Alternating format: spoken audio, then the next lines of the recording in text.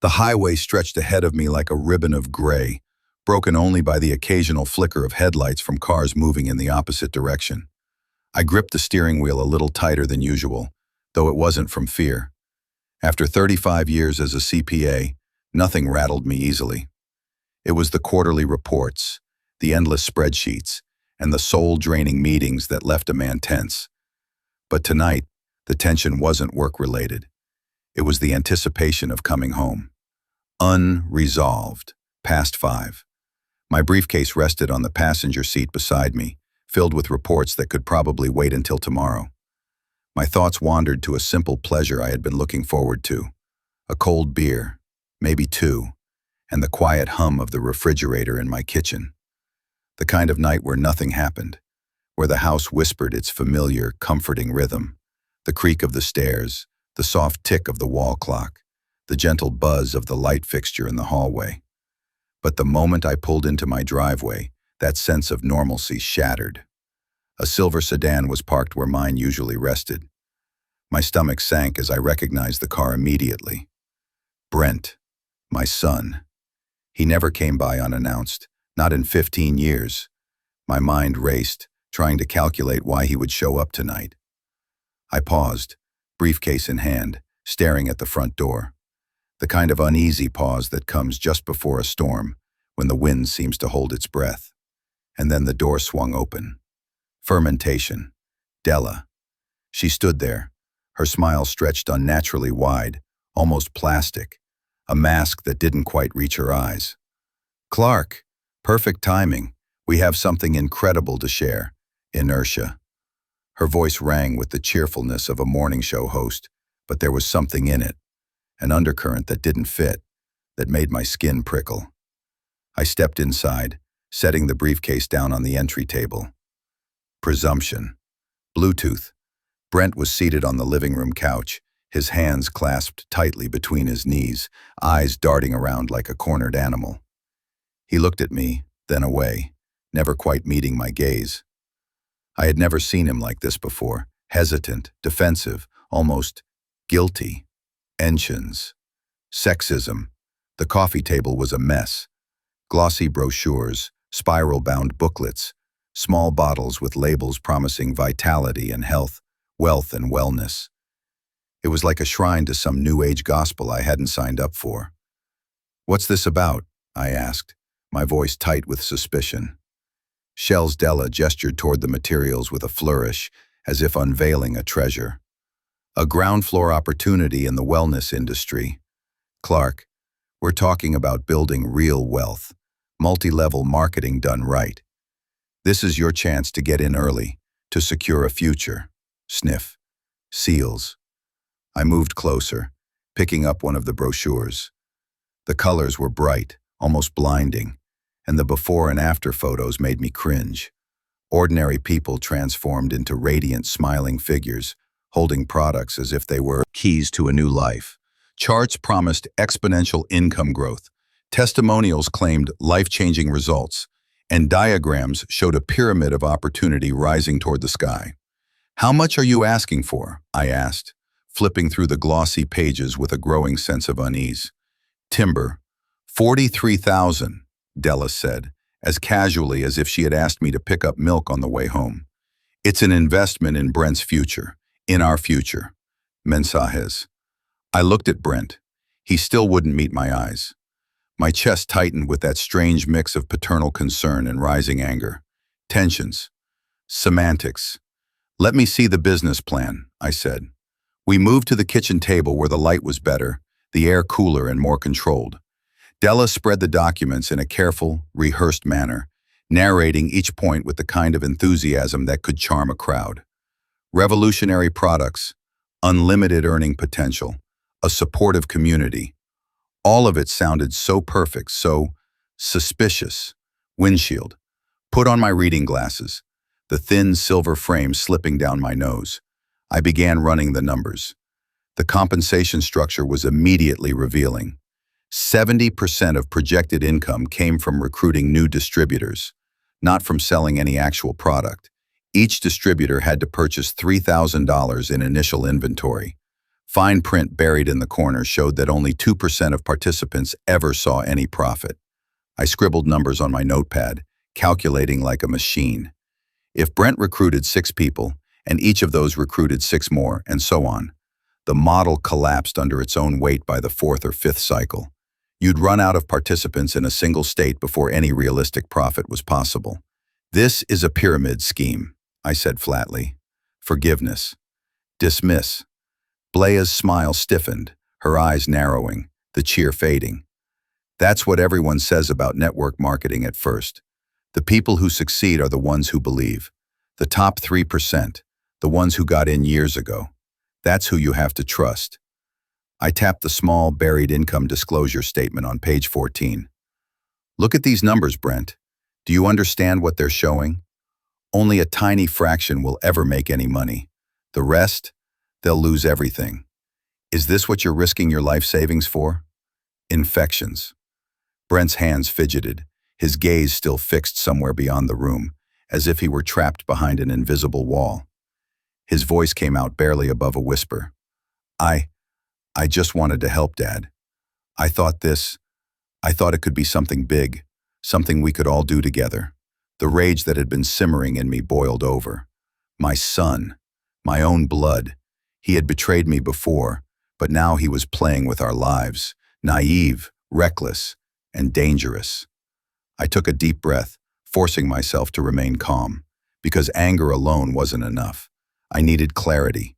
I needed a plan, and I would get it. But for a moment, all I could do was stare at the documents, at the false smiles on the glossy pages, at the betrayal sitting right in my living room. And I wondered, how had it come to this? Because nothing, absolutely nothing, could prepare me for the secret my wife had revealed earlier. And I knew, deep down, that the nightmare had only just begun. The house seemed quieter now, though it wasn't the comforting silence I remembered from my years of routine. The garage door had been secured. My wife settled into the guest room, still pale and trembling from the 3 days of torment Brent had inflicted. But the unease in my chest hadn't eased. If anything, it had deepened. I poured myself a drink, just one for now, and settled into the living room, letting my gaze wander over the mess that Brent and Della had left behind. Brochures scattered across the coffee table like fallen leaves, glossy pages crumpled from our earlier handling, each one a symbol of naivety and deceit. Brent had never been a schemer. He'd always been awkward, unsure, desperate to impress. But seeing him like this, watching the way he avoided my gaze, I realized the boy I once knew had become someone I barely recognized.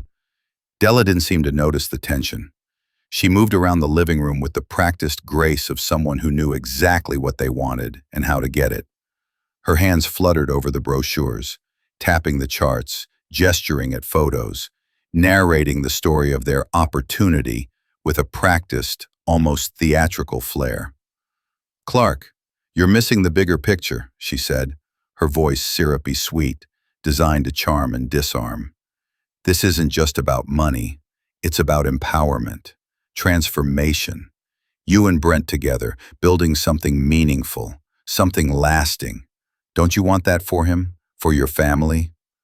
I set my drink down, my fingers curling around the glass as if it were a shield. "I want my son to be honest," I said. "I want him to be safe. And I want to understand why you thought it was acceptable to trap my wife in the garage."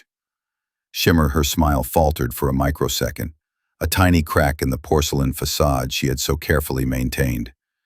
That wasn't supposed to happen," she said, her voice rising slightly, betraying a hint of panic. "Brent, he got carried away. It was a test of trust, of resilience. Don't you see? It's all part of building character." Shuffled, low and bitter. Character? By locking her in a garage for 3 days? Brent shrank further into the couch, his hands fidgeting. "Dad, I didn't mean..."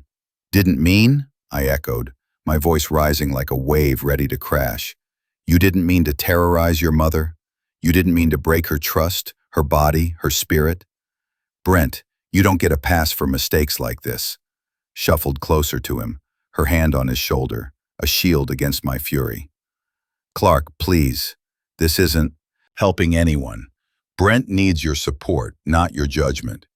I turn my gaze on her, cold and measured, a predator analyzing its prey. Support.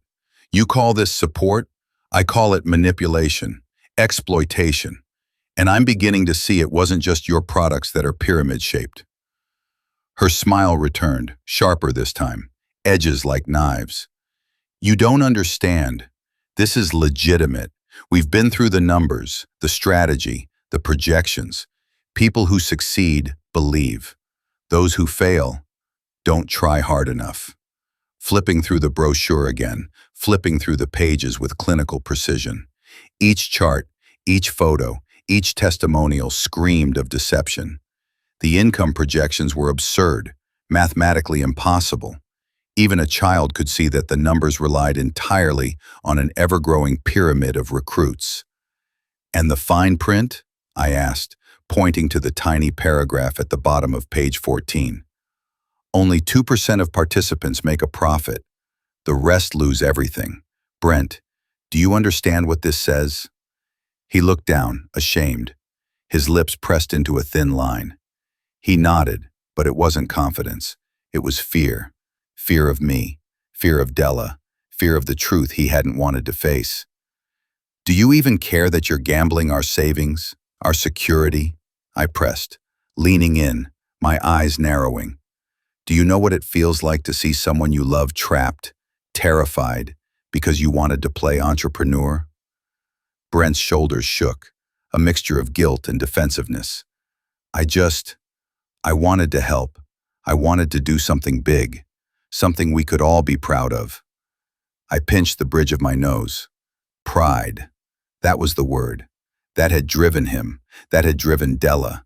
Pride and greed, carefully packaged in the shiny wrapping of wellness and opportunity. But beneath it all was recklessness, immaturity, and a complete lack of understanding of the consequences. You wanted to help, I said quietly, letting the words hang in the air, heavy and sharp. You helped. You betrayed. You terrorized your mother. And now, instead of learning from it, you're trying to drag the rest of us into this pyramid of lies.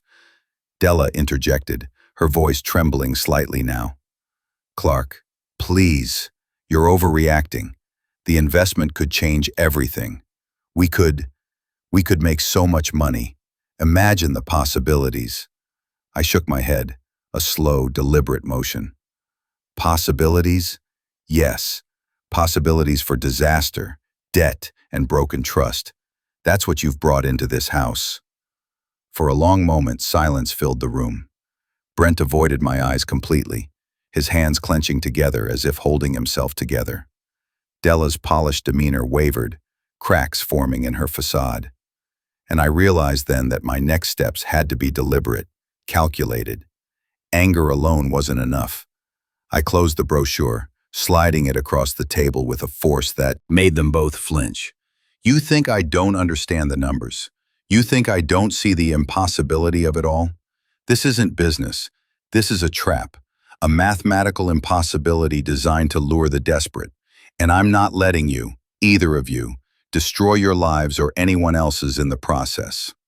Symmetry flinched, and I saw something in his eyes, a flicker of fear, of realization. And Della, her composure cracked completely. She had sold dreams to many, but this time, the family she had stepped into wasn't going to fall for illusions. I leaned back in my chair, letting the weight of my gaze settle on them both. You have no idea what you've done. No idea at all. And soon, you'll find out what happens when betrayal meets calculation, when recklessness meets experience. And I promise, you'll regret thinking you could pull this off under my roof. The air in the room felt charged, as if the house itself was holding its breath. Outside, the world continued its indifferent spin, unaware of the storm building behind these walls. Inside, however, nothing would ever be the same. Because for the first time, Brent and Della weren't just facing disappointment, they were facing a reckoning. And I was already planning it. The following morning, the house was eerily silent. My wife was still recovering in the guest room, wrapped in blankets like a fragile bird, her eyes haunted by the memory of Brent's betrayal. I didn't rush to wake her. She needed rest. What I needed was clarity. I poured myself a strong cup of coffee, the bitter aroma grounding me, sharpening my focus. The brochures, the spreadsheets, the testimonials, they were still scattered across the kitchen table like remnants of a disaster. I picked them up one by one, methodically, scanning every page, every chart, every small disclaimer that most people would have ignored.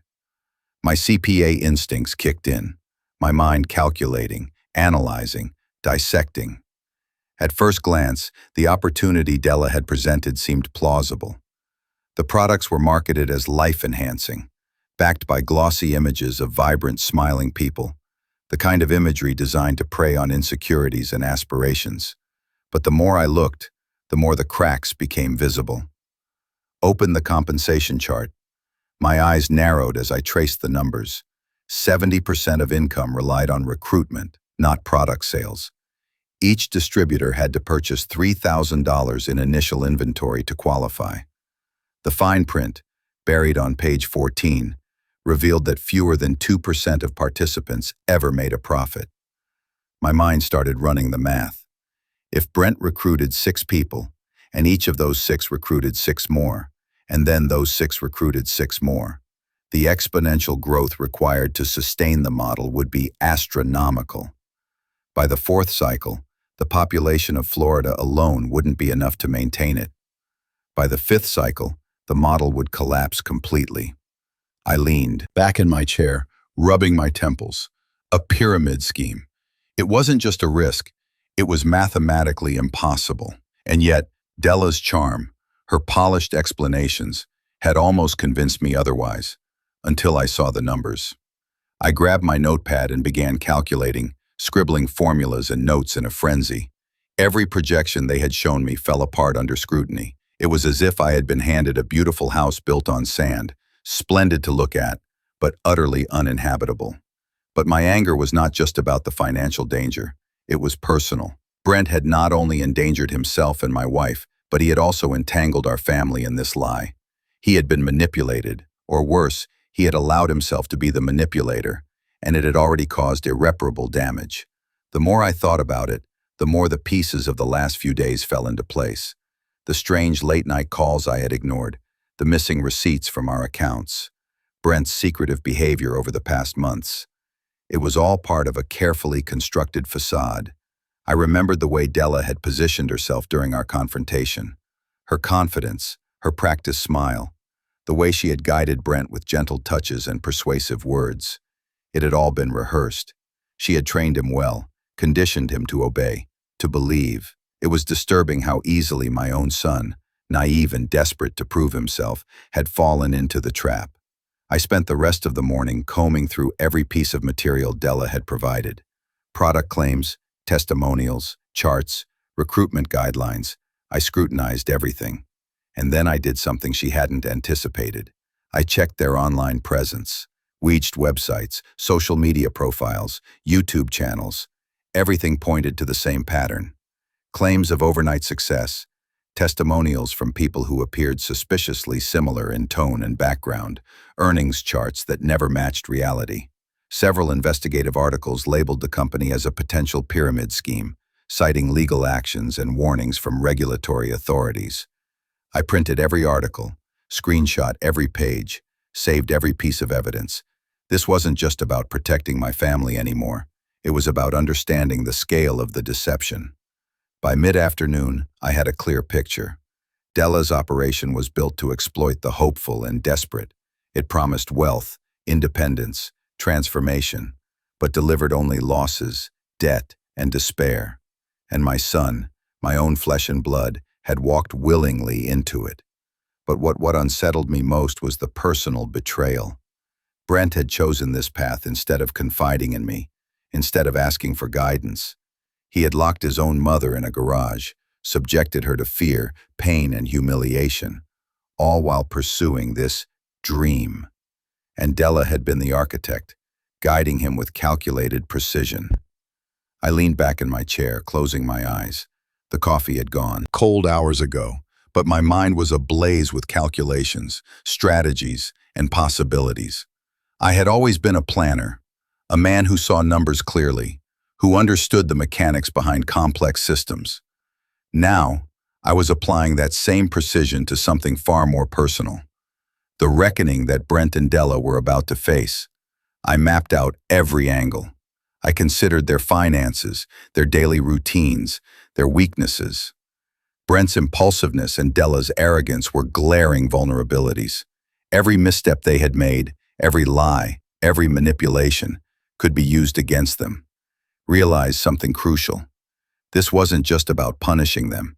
It was about teaching a lesson, about making them understand the weight of their actions, the cost of betrayal, the consequences of recklessness.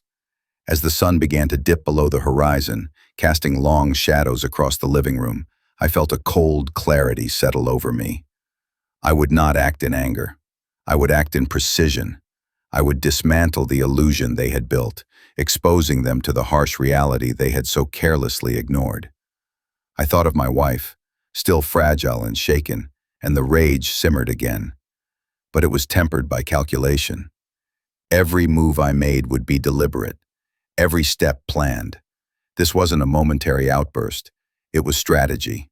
And then, for the first time in days, I allowed myself a small, grim smile. Because I knew something Brent and Della did not. They had underestimated me. They had underestimated the quiet man who could read numbers like a book, who could see through lies as easily as they had been constructed. What was coming? And when the reckoning came, it would be complete. The next morning the house felt smaller, heavier, suffused with a tension that had been simmering for days. Every creak of the floorboards, every whisper of wind through the eaves seemed louder than usual. I could feel it pressing in on me, a constant reminder that the past few days had irrevocably shifted the balance of our home. Brent was already awake, sitting at the kitchen table, fidgeting with a coffee mug as if it were a lifeline. His face was pale, drawn, his dark circles deepening. Guilt clung to him like a second skin, and yet he still avoided my eyes. Della lingered nearby, her posture rigid, a practiced mask of calm that betrayed the tiniest cracks. I poured myself a strong cup of coffee and took my seat across from Brent. I didn't waste time with pleasantries. There was no room for civility, not after the betrayal that had unfolded. "Brent," I said, my voice low and steady. "Look at me." He flinched at the sound of his name, but didn't meet my gaze. I leaned forward, resting my forearms on the table. "Brent, you need to answer me. Why?" The single word, simple as it was, carried the weight of every sleepless night, every bruise, every fear my wife had endured. I thought I was doing the right thing," he muttered finally, his voice barely audible. "I wanted to help, to give us something better, something that could change everything." I shook my head slowly, the frustration boiling beneath the surface. "Help? You call terrorizing your mother help? Locking her in the garage for 3 days while you chase some dream? This isn't help, Brent. This is reckless. It's cruel, and it's unacceptable." Della interjected, her voice measured but tense. "Clark, please. You're judging him without understanding the full context. He's under pressure, trying to make a life for himself. We're trying to build something meaningful here." I turned to her, my gaze hard, unyielding. "Meaningful? You mean fraudulent, manipulative, exploitative. The more I study this opportunity, the more I see it for what it is. A pyramid scheme dressed in pretty packaging. And you've wrapped my son in it like a gift, unaware of the consequences." Shields, her smile faltered, the tension in her shoulders betraying the cracks in her composure. She stepped back slightly, and I realized that for all her rehearsed charm, she had underestimated me. Disproportionately, Brent lowered his gaze further, fidgeting with his mug. "I didn't know. I didn't realize the scale of it. I thought if I worked hard, recruited the right people, maybe we could make it work." "Make it work?" I repeated, my voice rising slightly. "Do you understand the math, Brent? Do you understand the mechanics of what you've stepped into? I picked up a notepad, flipping through my calculations from the previous day. Each distributor must recruit 6 people. Each of those recruits 6 more. By the 4th cycle, you've exhausted the population of Florida alone. By the 5th cycle, it's mathematically impossible to sustain any income. Do you see that? The entire scheme is built to collapse. And yet, you thought it was a good idea to drag our family into it. His shoulders slumped, a mixture of shame and fear now etched into his features. I didn't think about that part. I was focused on the potential, on the dream. I slammed the notepad down on the table, the sound sharp in the tense kitchen. Dream? This isn't a dream. It's a nightmare. And you, my son, chose to be the architect of it. Della tried to interject again, but I held up a hand, silencing her. No, not this time. Your words don't matter. Brent, you need to understand the gravity of what you've done. Not just the scheme, but the personal betrayal. You terrorized your mother. You shattered her trust. And for what? Some illusion of wealth and independence? He flinched, his hands clenching into fists. I just wanted to make things right. I wanted to prove I could be responsible, that I could contribute. Contribute? I echoed, my voice low and dangerous. By locking her in a garage for 3 days? By lying, hiding, and dragging our family into financial ruin. The silence that followed was heavy, filled with unspoken accusations. Brent couldn't meet my eyes. Della's face had gone pale, her lips pressed into a thin line. And I realized in that moment that my words had finally pierced the carefully constructed facades. Israel, he leaned back slightly, letting the weight of my presence settle on them. You think you've escaped accountability, but you haven't, not even close. I've spent the last day unraveling your scheme, analyzing every number, every chart, every testimonial you've clung to. And I've discovered something crucial. You are completely, utterly unprepared for what comes next. Brent swallowed hard, his Adam's apple bobbing. Fear, real, tangible fear, was now replacing the guilt that had previously dominated his expression. You think I don't know that? He whispered finally. You think I wanted any of this to happen? I know you didn't fully comprehend it, I said, my voice cutting through the kitchen like steel. But that doesn't absolve you. It doesn't undo the damage you've caused, and it certainly doesn't erase the fact that you betrayed your own mother. Della's voice trembled now. Clark, please, you don't understand. Brent didn't mean. I understand perfectly, I interrupted, my tone cold and precise. I understand that he was naive, that he was reckless, that he was manipulated, but I also understand something else. I know how to make him understand the consequences, and believe me, he will. Brent's hands fell to the table, trembling slightly. I could see it, the realization that his father was not just angry, but methodical, that I had been calculating every possible move, every possible consequence. You think you can scare me? He asked finally, his voice trembling. You think that's justice? Disillusion said, my gaze piercing. Justice isn't about fear. It's about clarity, about understanding the weight of your actions. You think this is a game? That locking your mother in a garage, lying, deceiving, that it ends with a lecture? No. The lesson will be far more direct, far more unforgettable, and it begins now. Expelled. Della's eyes widened, a flicker of panic flashing across her carefully constructed mask. She had underestimated the quiet man she had walked into. My anger had a shape now. It had direction, and it was precise.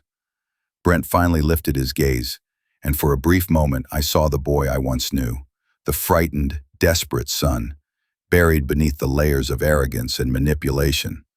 But that boy was gone, replaced by someone who had to face the consequences of his choices. I stood up, the chair scraping against the floor, echoing in the tense kitchen. You will learn, I said, each word deliberate, heavy with intent. And it won't be from lectures. It will be from experience, from reality. And I promise you, it will hurt.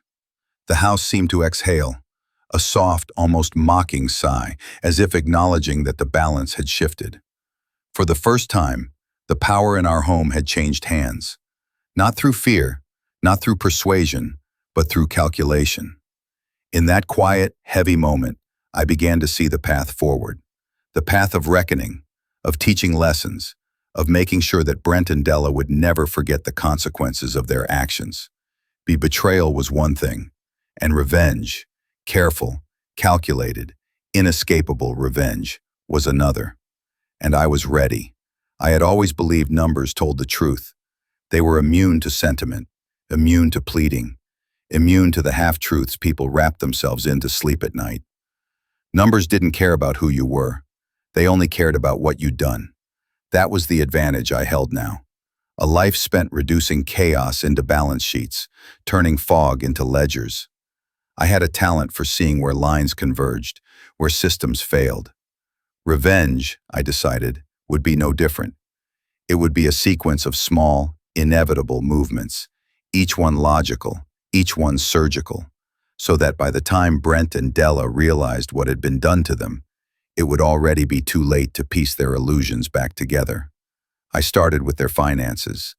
Brent had taken some money from our joint account, small amounts at first, a few hundred here, a couple thousand there, stuff you'd expect a son to borrow and repay.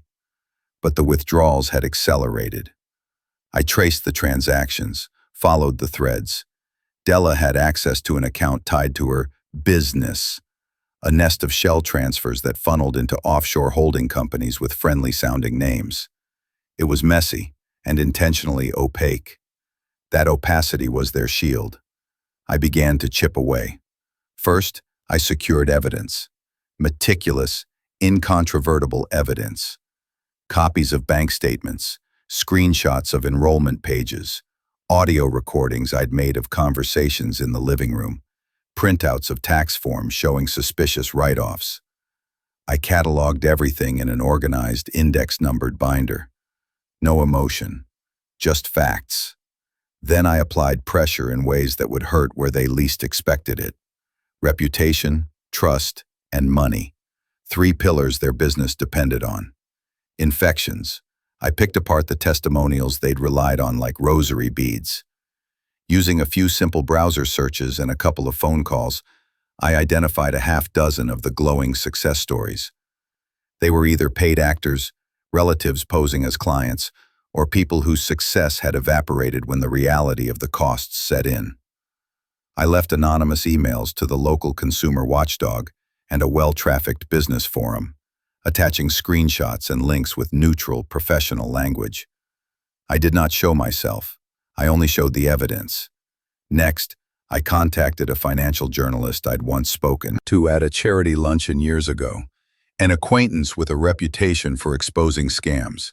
I sent him the binder's executive summary, redacted to protect personal privacy, but complete enough to enliven interest.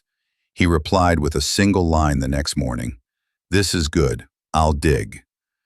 That single line was the sound of a match striking. I also reached out, anonymously, to a small handful of Brent's recruits. I had learned their names from enrollment pages and a few sloppy sign-up forms Della had left open on her laptop. I drafted carefully worded messages that didn't accuse, but invited curiosity. Have you reviewed your contract carefully? Did anyone explain the buy-in and inventory rollover? You might want to read page 14. Then I attached a PDF of the income disclosure statement with the 2% figure highlighted. People had a tendency to read when the language suggested danger. A few recruits replied with frightened questions. A couple asked directly, "Is this a pyramid scheme?" The replies I got were priceless. Confusion, fear, rationalizations. One woman wrote back, "They told me I'd make enough to quit my job." I answered with neutral, factual responses, never revealing my relationship to them. I planted seeds of doubt, then sat back and watched them grow. But the truly effective lever was licensing and regulation. I assembled complaint packets for the State Attorney General and the Federal Trade Commission, fully documented, time-stamped, and thorough. I mailed them myself from a cafe 2 towns over and never used my name. The process was maddeningly slow. Bureaucracy moved like a glacier. Still, regulatory bodies were not immune. If they investigated, it would disrupt Della's momentum, freeze accounts, and terrify recruits. And that terror would travel faster than any press release. I also understood the value of social proof in the age of screens.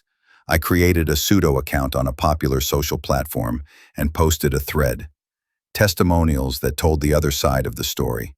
People who had lost everything, who had been pressured into inventory purchases, who had been urged to lie on expense reports. The thread began to pick up traction. One comment became 2, then 5, then a dozen. A local blogger reposted. A private support group for people who'd been burned by MLMs picked it up and shared it. Within 48 hours, the glossy facade that Della had spent months polishing had begun to show hairline fractures. I didn't stop there. I turned my attention to more personal measures, the things that would make their daily lives unravel without resorting to physical violence.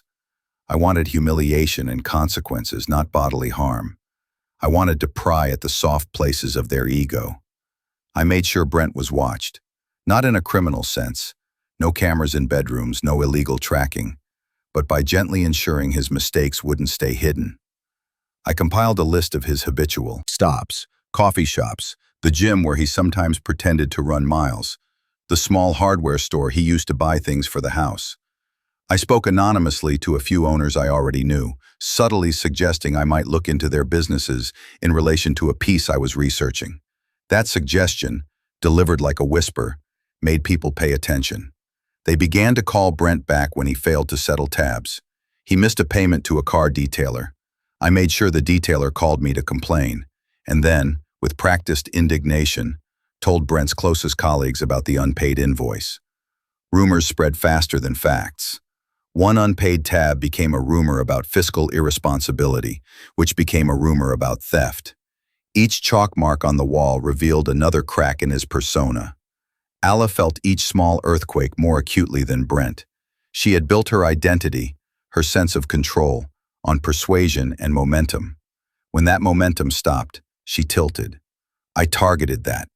I intercepted a group call she organized for new recruits, an invitation I'd obtained from a page Della had left public for a few hours. I created a disturbance, an anonymous, well-referenced comment that pointed out contradictions in the company's claims and linked to consumer protection resources. The moderator removed the comment, but it had already been copied and sent to several participants. One by one, their questions turned from, "How do I get started?" to, "Has anyone else had trouble with refunds?" Panic is contagious. Doubt is a virus. Tightening. Phishing pressure came as a steady drip. I didn't empty their accounts in one go. That would be impulsive, conspicuous, and criminal. Instead, I used legitimate levers. I filed a small claim against Della's business for failure to deliver a large order of promotional materials to a local charity event. A contract dispute that I manufactured by posing as a charity volunteer who had never received the goods she'd paid for. The local small claims court issued a notice. Della panicked. Court dates mean subpoenas, and subpoenas can expose the laundering trail. The legal notice required time and money to address. It meant she had to slow down, refocus energy on defense, and, crucially, prove to her recruits that she was being attacked. The recruits would see the legal process and either rally, if they were true believers, or scatter. All then I struck where their hearts lived. Brent's pride. He was impulsive, and immaturity clung to him like a childhood skin.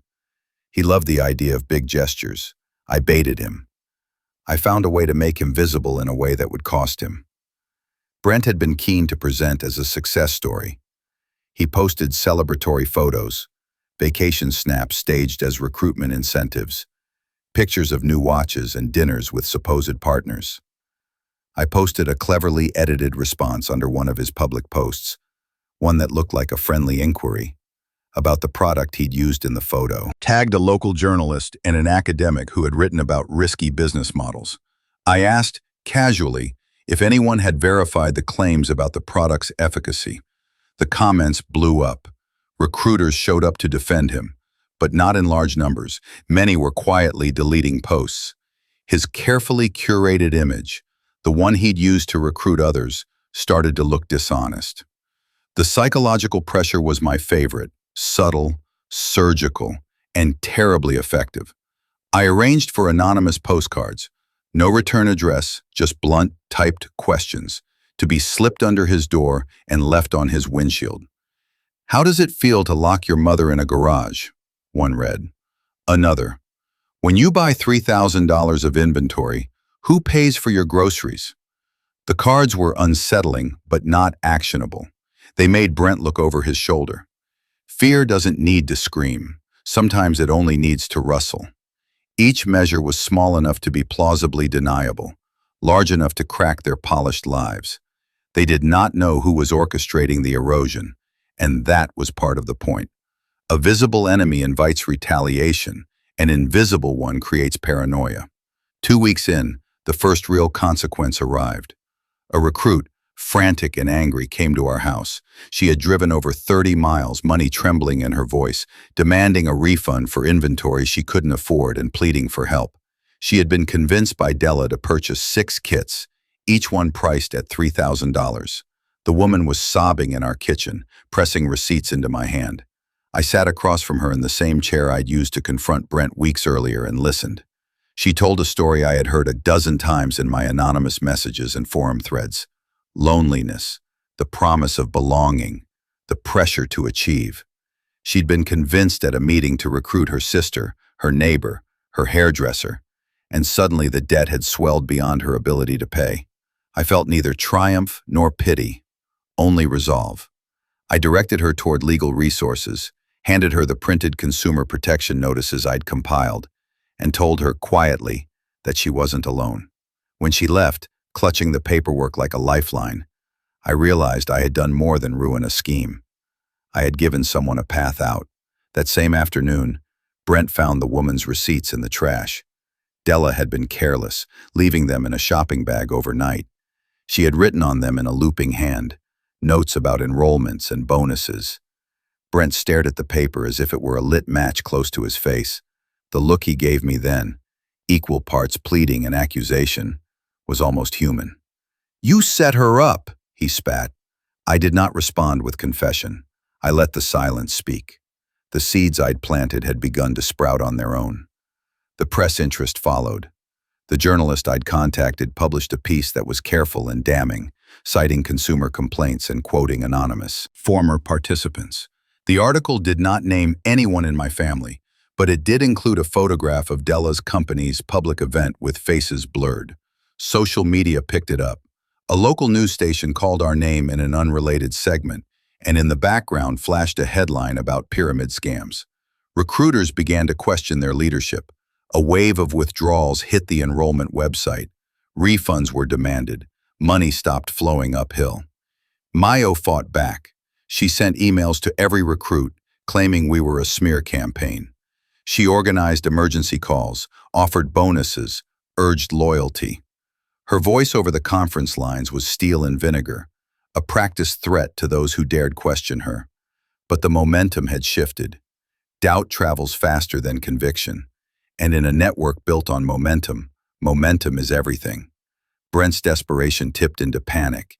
He started coming to me with excuses about why money was missing, why meetings were canceled, why people were angry. Each lie he told was thinner than the last. He began to drink in the evenings, a habit he had always kept at bay. Cogent reasoning slipped through his fingers.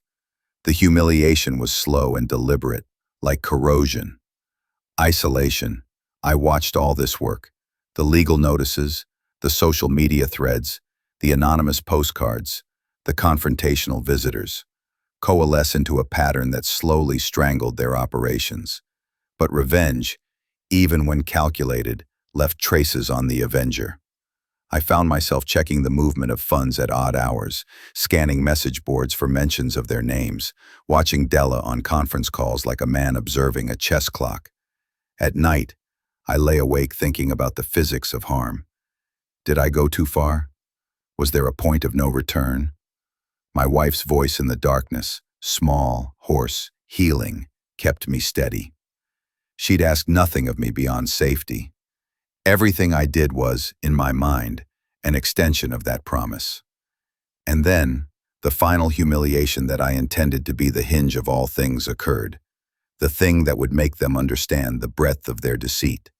Simmons I obtained, through a mix of patient digging and the cooperation of the journalist, a recording of a conference call between Della and a regional director from the company's headquarters. On the call, Della casually discussed recruiting tactics that bordered on coercion, admitted that product sales were secondary, and laughed about incentivizing new recruits to buy more than they needed.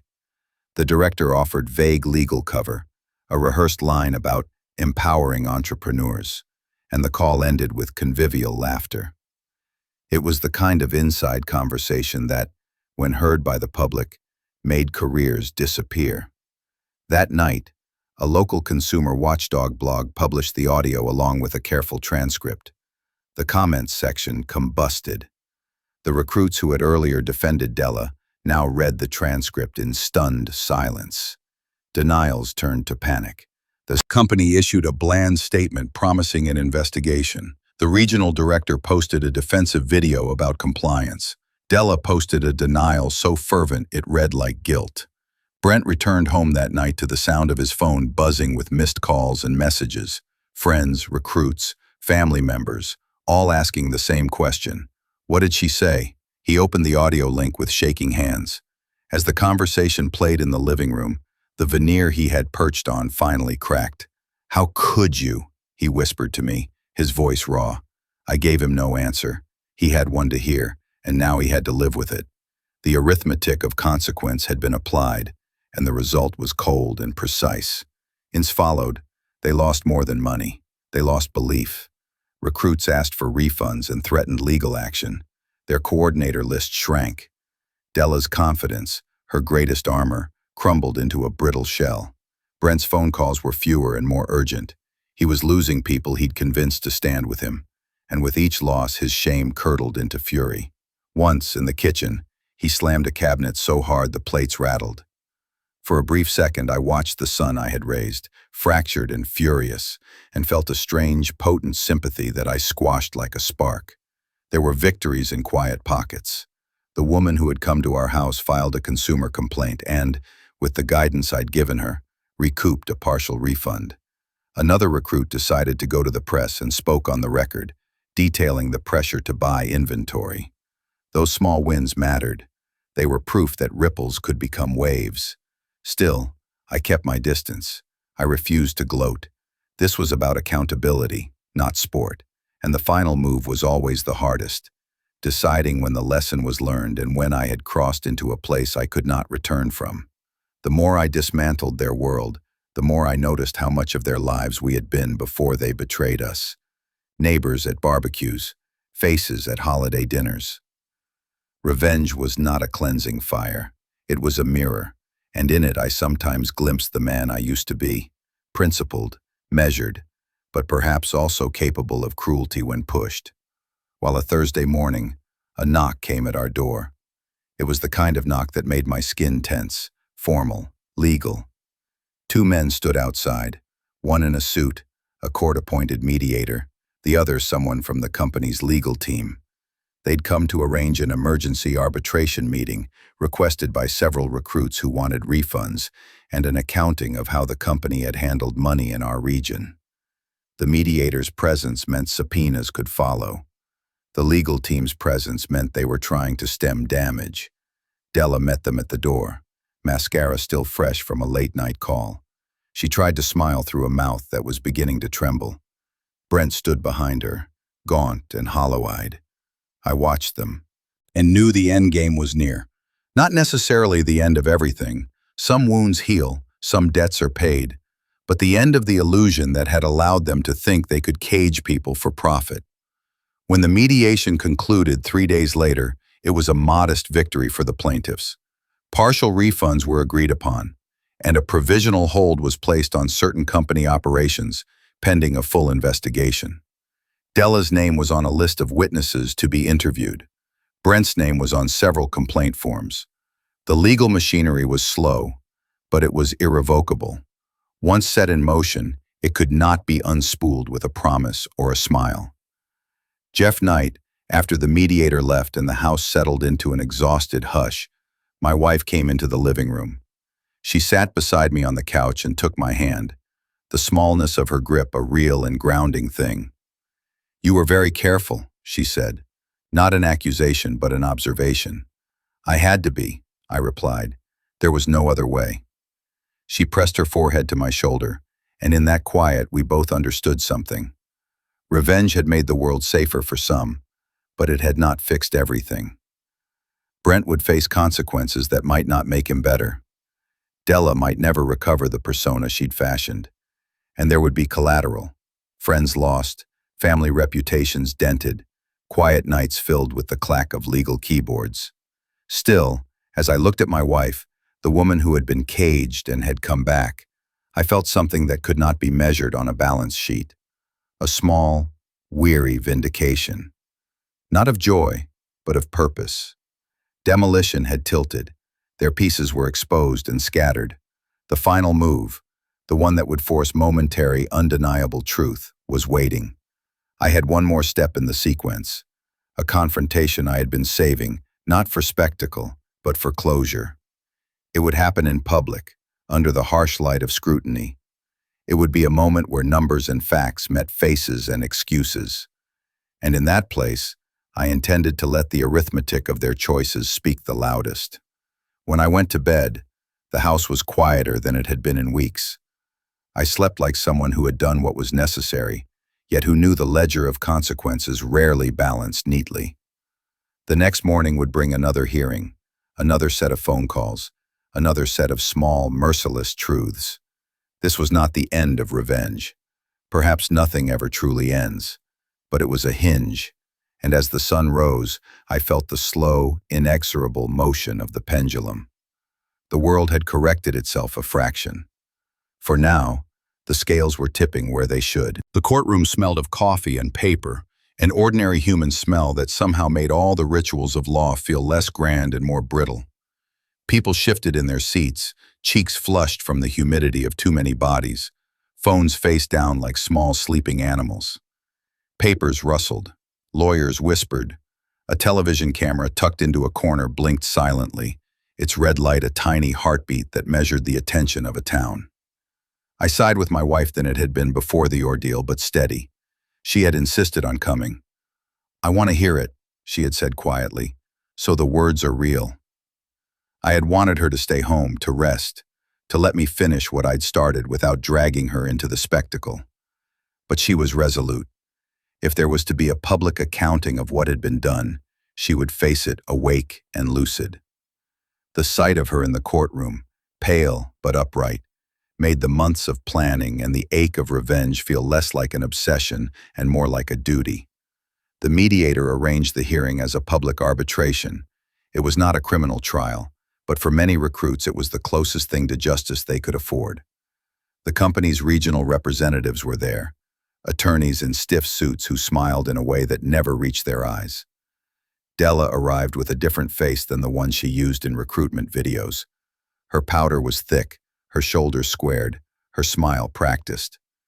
Brent followed her like someone clinging to a raft in rough water, present, hollow-eyed, and small. As the proceedings began, the room filled with testimony that read like a catalog of hopes weaponized. Recruit after recruit stood and spoke in flat, measured voices, telling the same story. Pressure to buy inventory, demands to recruit friends and family, the emotional manipulation to dream big.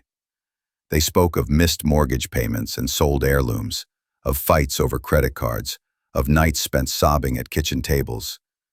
They spoke, too, of the bait, the photographs, the small parties where promises were sung like gospel, the charisma of sales conferences that felt like revival meetings.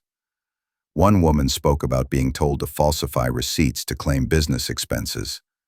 Another described how her elderly father had been convinced to lend money. When the woman who had come to our house took the stand, her voice wobbled but found its pitch. She laid out the receipts, the dates, the pressure that had been piled on her in conversations that began with warmth and ended with demands. Her story held in it a particular intimacy, a private humiliation turned public, and the room inhaled with her. Della's jaw tightened. Brent's hands trembled. I had arranged for a careful, surgical presentation of facts.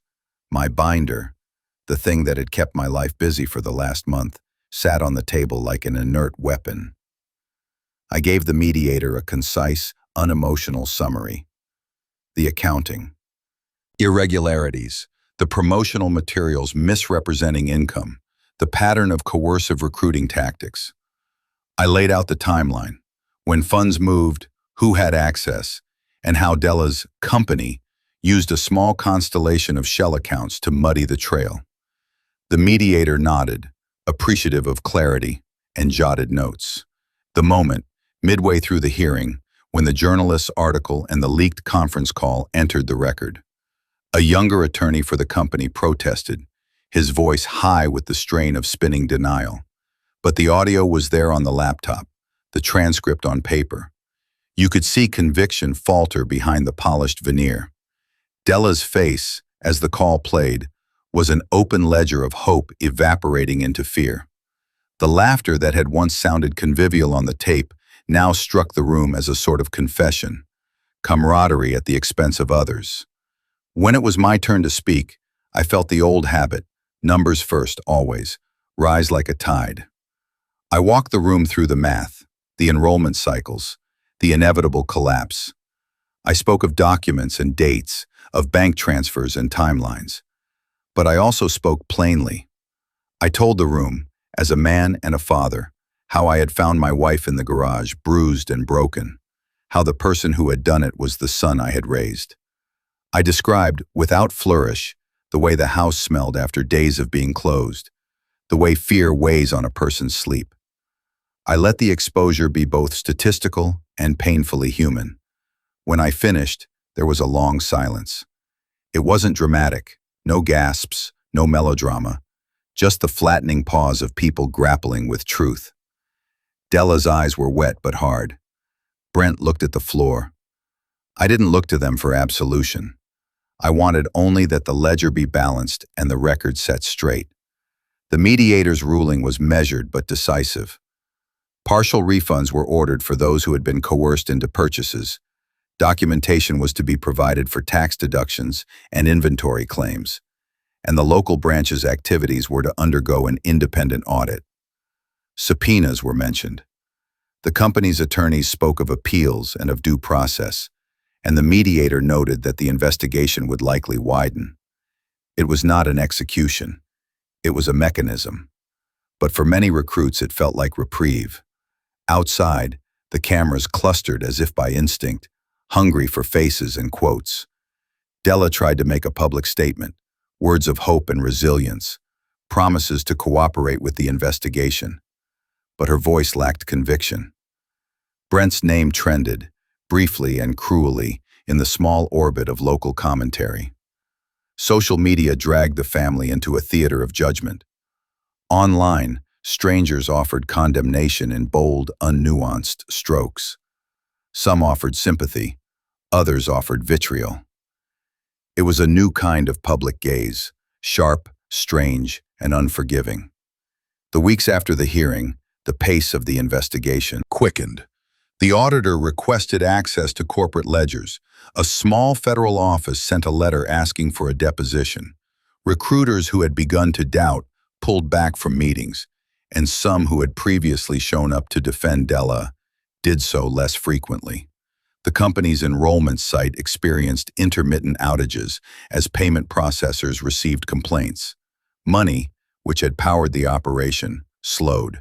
When momentum slows in a system built on motion, the consequences cascade. Brent tried to rebuild his life in small, halting steps. He took temporary work, mowed lawns, fixed old neighbors' fences. He apologized, publicly and privately, first to his mother, then to those he'd convinced to buy inventory, then to anyone who had expected better from him. His apologies were sincere, but could not undo what had been done.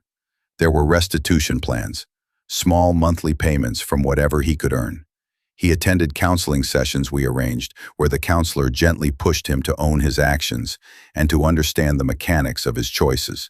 He learned, on paper and in therapy, to examine his impulses and where they'd come from. An aching need to be seen, a hunger to prove himself, a susceptibility to charismatic persuasion. Ajment Della, by contrast, was less able to metamorphose. She had been a performer, and once the stage collapsed, she found herself exposed. Some recruits continued to defend her fiercely, those who had deep loyalty or had invested too much to let go. Others disassociated, embarrassed by the association or fearful of legal exposure. She tried to pivot, to rebrand, to present herself as a victim of circumstance, but the audio and the math had made her role too visible. A collection of civil suits was filed. The company's regional director took a leave of absence. In quiet moments, I would see Della at a cafe, staring into a coffee cup, with a look like someone trying to reconstruct a life from a shattered vase. Sometimes I pitied her. Other times I felt only the cool satisfaction of someone who had taken a stand against manipulation, dismissed, expelled. Our family did not return to what it had been. That was impossible. There were things of the house that had shifted irreparably. The way my wife moved when she felt a draft. The way Brent's laugh no longer reached his eyes. At family dinners there were predictable pauses, times when someone would bring up the past with a clumsy apology and then rush the conversation into safer waters. But there were also small signs of repair. Brent fixed a broken porch step without fanfare. My wife started painting again, an old hobby she had abandoned for years.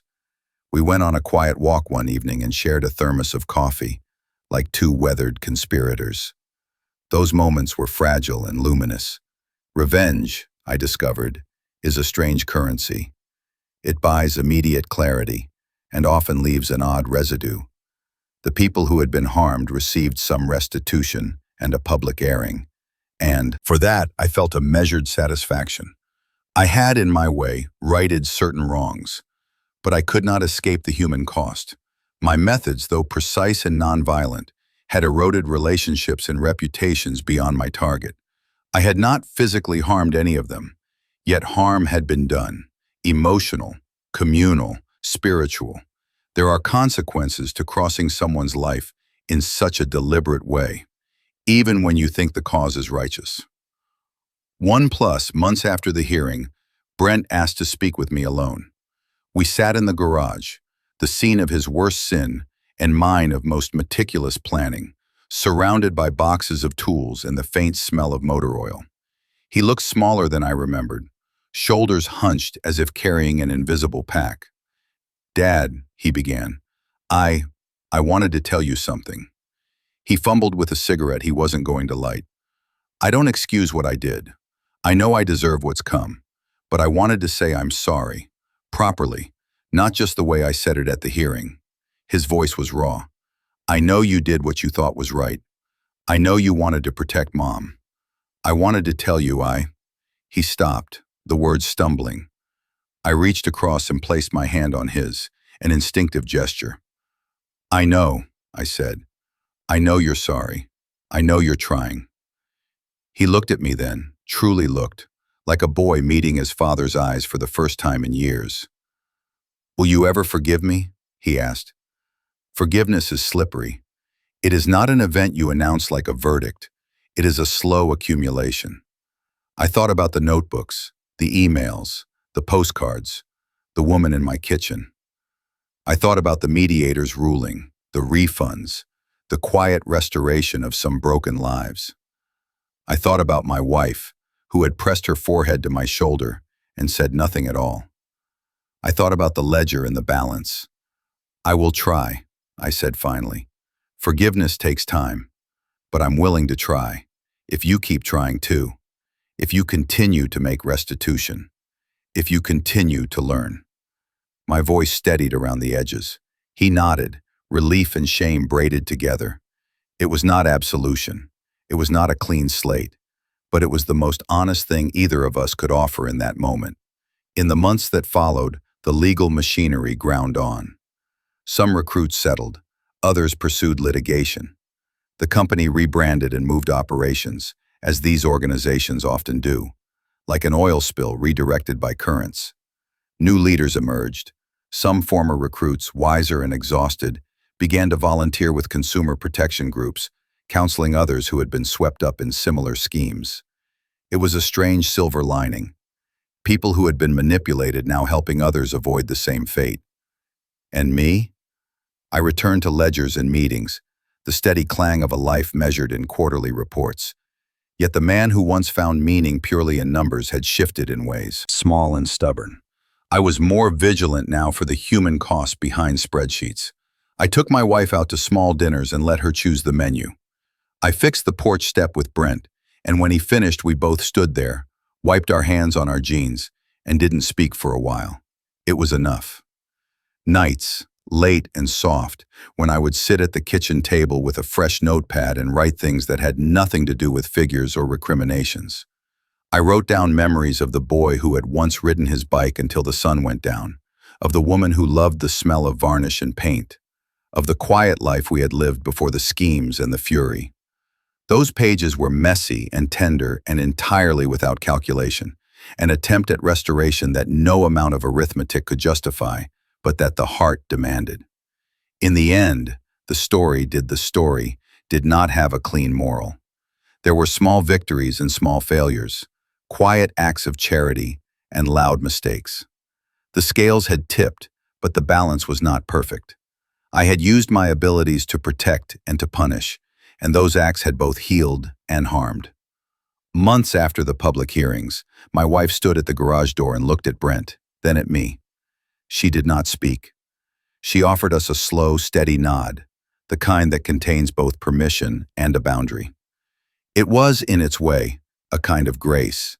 We had all been changed. The house breathed differently. The refrigerator hummed the same way it always had, stubborn in its indifference. But the people inside it had learned hard lessons about trust and power, about the seductive simplicity of easy money and the tangled work of undoing deceit. Sometimes, when I catch myself slipping into the old rhythm, calculating probabilities, balancing books, I pause and remember the smell of my wife's hair after the garage door opened, the whisper of her name, the bruise the size of a small world on her arm.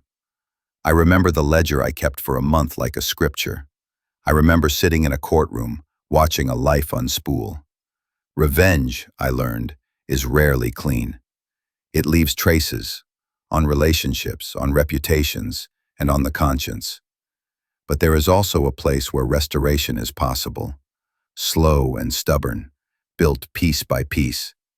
The arithmetic of human lives will never be tidy, but perhaps that is the point. We are not sums to be balanced, but people to be tended, fragile and stubbornly capable of repair. As the sun lowered, painting the kitchen table in long bands of gold, my wife squeezed my hand. Brent was in the yard, fixing something on the fence. For a moment, all three of us were present in the same small domestic world, an imperfect, battered, enduring triangle. I let the moment rest on me like a benediction. There was no final vindication, no clean absolution. There was simply the slow work of living, of making amends, and of learning to be human again.